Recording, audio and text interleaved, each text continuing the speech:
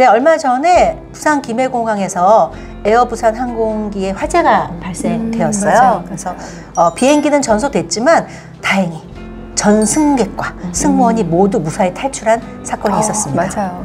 요즘 사건 사고가 많으니까 가슴이 철렁철렁해요. 저도 너무 걱정했는데 다행히 잘 탈출하셨더라고요.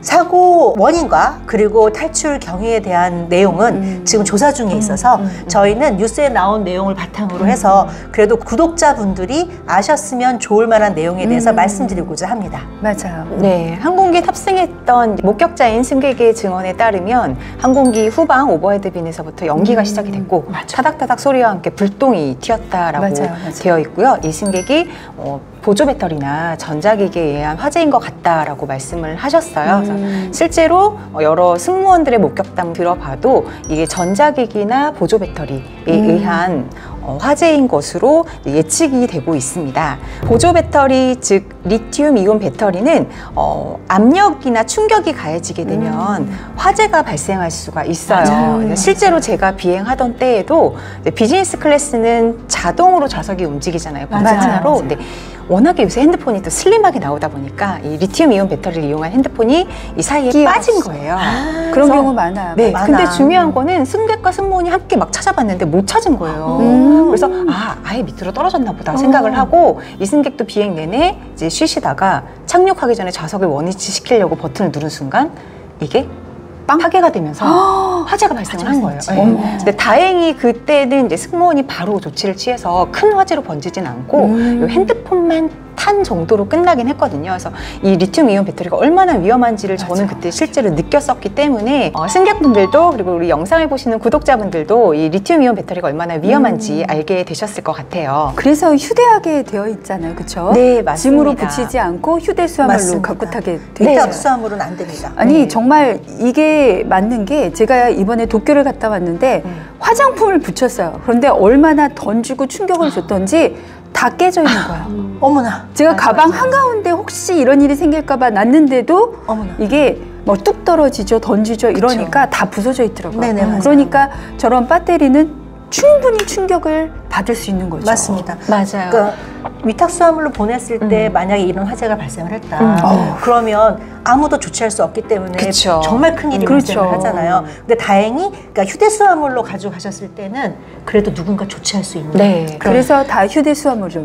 휴대수화물이 정의가 사실 승객이 들고 타는 거기 때문에 명확한 규정이 없었어요. 근데 이번 사건 이후로 이제 에어부산을 시작으로 이제 다른 국내 항공사에서도 선반 위에 놓지 말고 본인이 휴대용에 주머니에 몸에 지니던가 또는 육안에 보일 수 있는 짐 안에 넣어놔라. 이러한 내용이 방송문에 추가되고 있습니다. 리튬 이온 배터리로 인한 화재 사고가 2020년 이후에 국내에서만 13건이 발생을 했어요. 네, 근데 항공기 운항이 가장 많이 하는 미국에서는요, 2015년 이후 2024년까지 무려 5배가 증가를 했다고 합니다. 그래서 아마 이 액체류 관련된 보안 검색이 사실 생긴 지 얼마 안 됐잖아요. 그런 것처럼 보안 검색에서 이제 리튬 이온 배터리에 대한 규제가 새로 생기지 않을까라는 생각이 들어요. 그럴 것 같아요. 맞아요.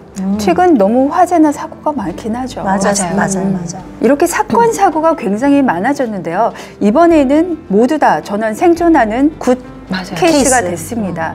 그런데 러시아에서 아에로플루트 항공에서 사고가 발생을 했었던 적이 있는데 그때는 이 짐을 가지고 내리는 승객 때문에 40명 이상이 탈출을 못했어요.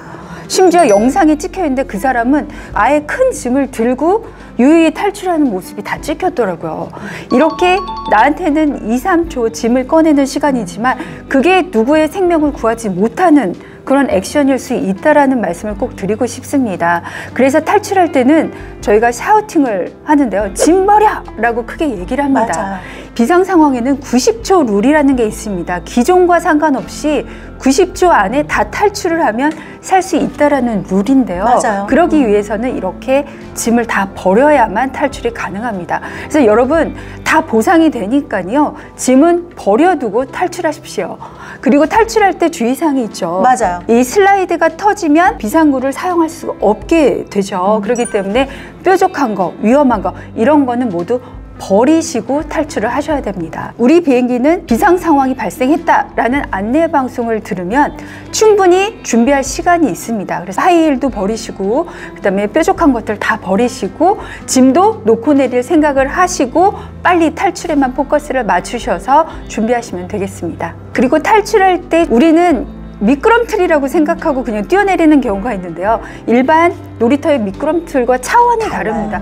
굉장히 두껍고 딱딱한 재질이고요. 그리고 바람이 굉장히 팽창돼 있어서 많이 들어가 있기 때문에 내려가는 속도도 엄청 빠릅니다. 그래서 탈출할 때 여러분들이 다리를 쭉 뻗고 손도 앞으로 쭉 하셔야지만 상해를 입지 않으십니다.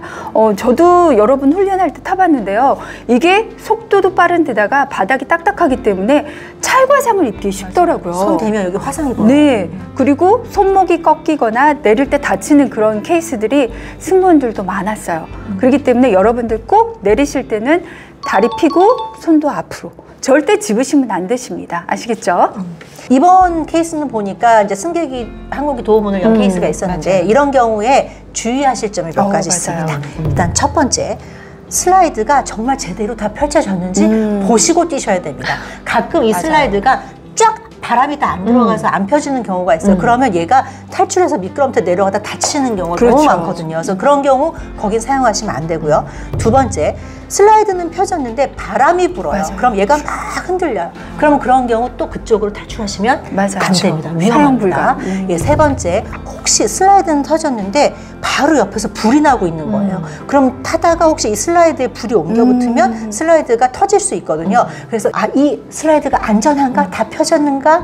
그리고 불이 옆에 나지는 않았는가? 바람이 불지 않았는가? 이런 걸 다 확인하고 안전하게 탈출하셔야 되고요.